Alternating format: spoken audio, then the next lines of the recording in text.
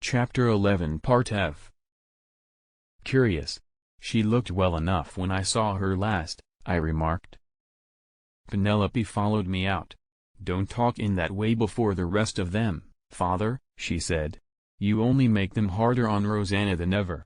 The poor thing is breaking her heart about Mr. Franklin Blake. Here was another view of the girl's conduct. If it was possible for Penelope to be right, the explanation of Rosanna's strange language and behavior might have been all in this, that she didn't care what she said, so long as she could surprise Mr. Franklin into speaking to her. Granting that to be the right reading of the riddle, it accounted, perhaps, for her flighty, self-conceited manner when she passed me in the hall.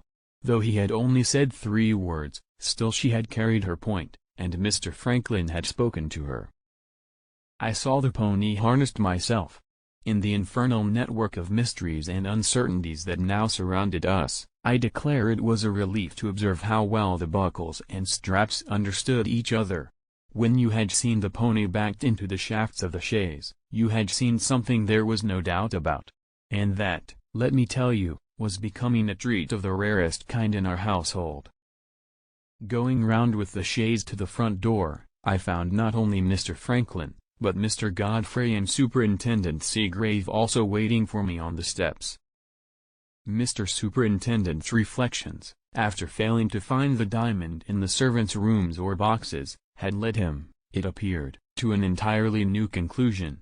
Still sticking to his first text, namely, that somebody in the house had stolen the jewel, our experienced officer was now of the opinion that the thief, he was wise enough not to name poor Penelope, whatever he might privately think of her, had been acting in concert with the Indians, and he accordingly proposed shifting his inquiries to the jugglers in the prison at Frising Hall. Hearing of this new move, Mr. Franklin had volunteered to take the superintendent back to the town, from which he could telegraph to London as easily as from our station. Mr. Godfrey, still devoutly believing in Mr. Seagrave, and greatly interested in witnessing the examination of the Indians, had begged leave to accompany the officer to Frising Hall. One of the 2 inferior policemen was to be left at the house, in case anything happened. The other was to go back with the superintendent to the town. So the 4 places in the pony chaise were just filled.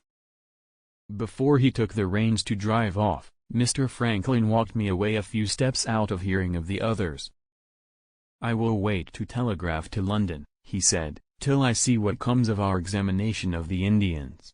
My own conviction is, that this muddle-headed local police officer is as much in the dark as ever, and is simply trying to gain time. The idea of any of the servants being in league with the Indians is a preposterous absurdity, in my opinion. Keep about the house, Betteridge, till I come back, and try what you can make of Rosanna Spearman. I don't ask you to do anything degrading to your own self-respect, or anything cruel towards the girl. I only ask you to exercise your observation more carefully than usual. We will make as light of it as we can before my aunt, but this is a more important matter than you may suppose.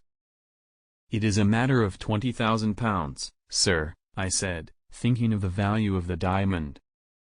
It's a matter of quieting Rachel's mind, answered Mr. Franklin gravely. I am very uneasy about her. He left me suddenly, as if he desired to cut short any further talk between us. I thought I understood why. Further talk might have let me into the secret of what Miss Rachel had said to him on the terrace. So they drove away to Frising Hall. I was ready enough, in the girl's own interest, to have a little talk with Rosanna in private. But the needful opportunity failed to present itself. She only came downstairs again at tea time.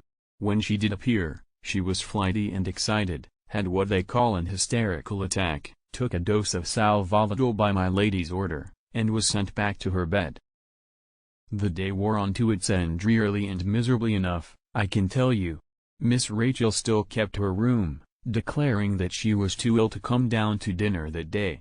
My lady was in such low spirits about her daughter, that I could not bring myself to make her additionally anxious, by reporting what Rosanna Spearman had said to Mr. Franklin. Penelope persisted in believing that she was to be forthwith tried, sentenced, and transported for theft.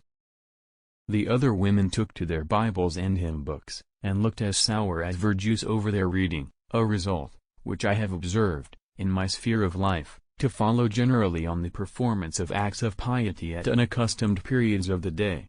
As for me, I hadn't even heart enough to open my Robinson Crusoe.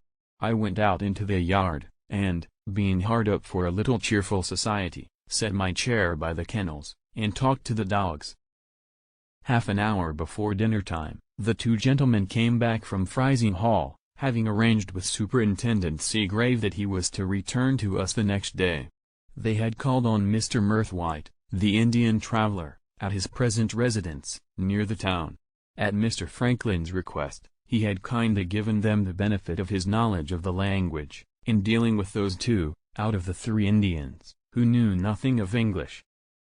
The examination, conducted carefully, and at great length, had ended in nothing, not the shadow of a reason being discovered for suspecting the jugglers of having tampered with any of our servants. On reaching that conclusion, Mr. Franklin had sent his telegraphic message to London, and there the matter now rested till tomorrow came. So much for the history of the day that followed the birthday. Not a glimmer of light had broken in on us, so far. A day or two after, however, the darkness lifted a little. How, and with what result, you shall presently see.